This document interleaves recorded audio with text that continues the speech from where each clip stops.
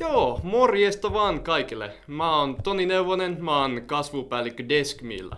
Eli Deskme on tällainen varausjärjestelmä, millä työntekijät pystyy varaamaan työpöytiä ja muita työtiloja, kuten neuvotteluhuoneita ja muita. Ja mä oon tänään meidän yhteistyökumppani Digi- ja Game Centerin tiloissa täällä Jyväskylässä, niin Tuomas, ehkä sä voit kertoa vähän teidän tiloista lisää. Joo, terve vaan kaikille. Mä oon Roinen Tuomas Pelisuunta Expalta.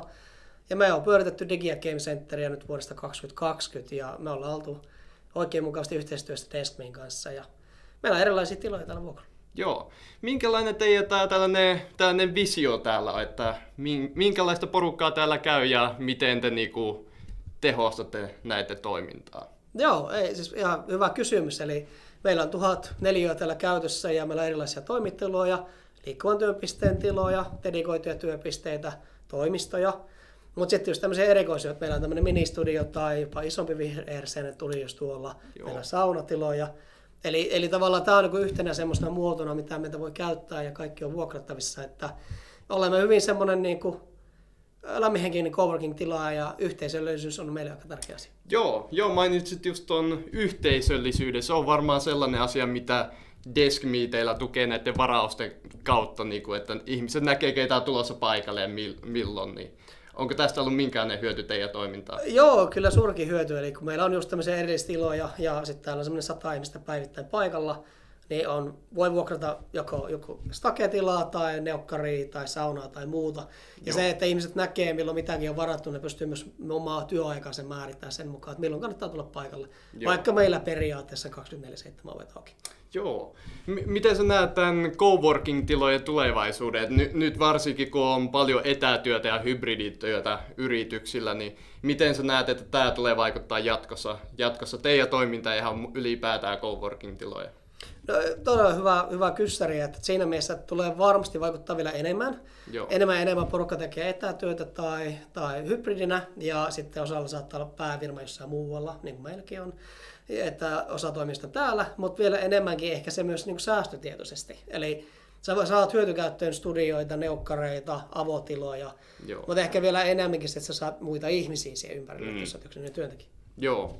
Ja varmaan yksi, mikä just on, että yritykset pystyy jatkossa käyttämään enemmän niin kuin coworking-tiloja omien toimistojen laajennuksena. Että varsinkin kun tällä hetkellä on vähän tilanne muuttunut, että enää ei ole niin kuin kaikilla omaa työpöytää ja enemmän tulee joustavuutta työntekoon, niin se varmaan meinaa sitä, että enemmän pystytään tehdä vielä yhteistyötä coworking-tiloja ja yritysten kanssa. On, ja todella tärkeä rooli minusta siinä on just se, että sit sulla on semmoinen toimiva yhteisö siinä, ja se, että sun ei tarvii firmana välttämättä ensimmäisenä hommata isoa tilaa, vaan sä voit hyötykäyttää siitä, että ne on jaettuja tiloja, jaettuilla kustannuksilla, niin se on se aika merkittävä rooli ja tulee kasvaa varmasti. Joo, ja varmasti tästä on myös hyötyä, että näillä ihmisillä, ketkä tekee esimerkiksi etänä työtä, että saa tällaisen toimistomaisen tällaisen tilaan, mikä tuo monesti lisää sitä motivaatiota myös työntekoon. On, ja sitten meillä on myös se, että meille tulee myös sellainen projektikyselyitä, johon me käytetään sitä, että me kysellään sitten eri yrityksistä ne toimijat tekemään sitä projektia, ja asiakas saa vain yhden laskun. Eli me hoidetaan keskenään se yhteistyö ja projekti, mutta me samalla annetaan vähän niin kuin hartiat myös meille pienemmille toimijoille tehdä yhdessä projekti. Joo.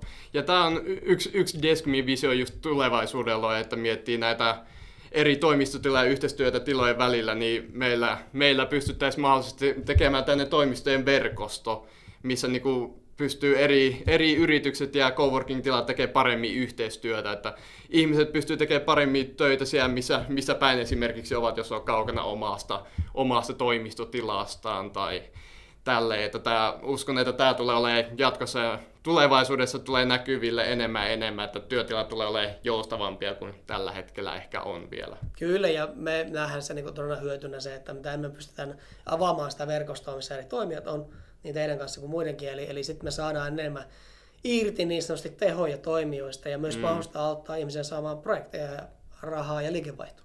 Näinpä. Ja se on täällä teidänkin tiloissa juuri tämä, että ihmiset pystyy tekemään hyvin yhteistyötä, niin se tehostaa kaikkien toimintaa. Että tämä tulee olemaan varmasti tosi hyödyllinen asia jatkossa.